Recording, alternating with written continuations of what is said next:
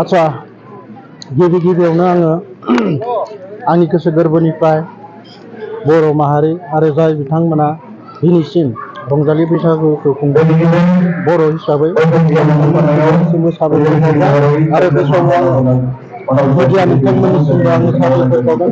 नंगौ जोङो दिनै जाय समनिफ्राय जोङो बाथौ फुजिनायनिफ्राय लानानै रंजालि बैसागु फोरबोखौ जों खुंबोदों बैयाव दिनै जोंहा मोनसे जौमोन बैसोआव आगान होबाय हठात रुपाथि माइथाइ फोरबो जों बेजोंनो लोब्बा लाखिनानै साननैनि मोनसे मोजां मोनसे हाबाफारि लादों।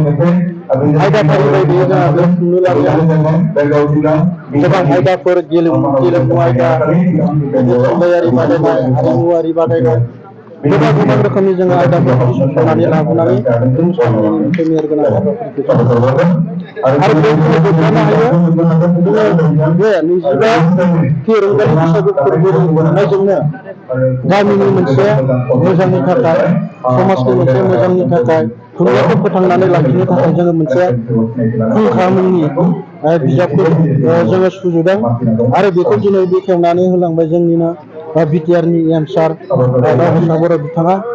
आरो जोङो बिदिनो हारिमु गेवलां मोसानायखौ बादायनाय बेयावबो जोङो आलासि महरै जोङो लिंनानै लाबोदों सार जौसार बिथाङाबो जोंहा बाहागो लादों आरो गोबां जोङो बिदिनो नामनि आलासि लिंहरनानै जोंनि जि रुपाथि माइथाइफोरखौ जोङो खुंनाय जोङो बेखौ बिदिनो खुंबाय आरो दिनै फार्स्टआव जोङो बिदिनो खुंफिनबाय।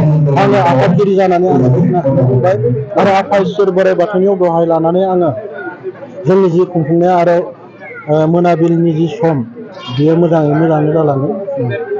बेनि गेजेरजों उथिफुनाय जिथु सेंग्रा सिख्ला बैसागु रंजानायनि गेजेरजों बिथांमोननि जिउ दानायनि राहाबो खालामनो हायो बे समाव मा बुंगोन बिथांमोनखौ मा मेसेज? नंगौ जोङो गेलेमु बादायनाय लादों, जोङो बेयावबो रोंखा राखा जानो हायो, खारनाय बारनाय, हारिमुआवबो जोङो हायो, मोसानाय मुसुरनाय, दामनाय देनाय, बेफोरनि गेजेरजोंबो जोङो गावबा गावनि लाइफ केरियारफोरखौ जोङो दालांनो हायो, जोङो मोनलाङो।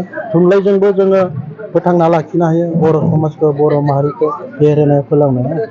क'क्राझार सहरनि साखाथि थिथागुरियाव थानाय मानास पाब्लिक स्कुला 2023-24 सोलोंथाइ बोसोरनि गोदान मुं थिसननाया सोलिगासिनो। थिथागुरियाव थानाय इंराजि बिजोंनि मानास पाब्लिक स्कुलाव दासान्दि नार्सारिनिफ्राय 7 थाखोसिम गोदानै मुं थिसननाया सोलिगासिनो। बे फरायसालियाव गुन गोनां सोलोंथाइ होनायजों लोगोसे फरायसाफोरनि थाखाय दं मोजां खाबुफोर।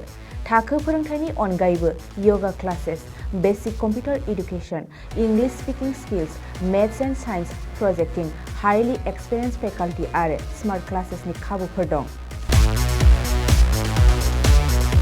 बेजों लोगोसेनो बे फरायसालियाव हौवासा आरो हिन्जावसानि थाखाय आलादा हस्टेलबो दं।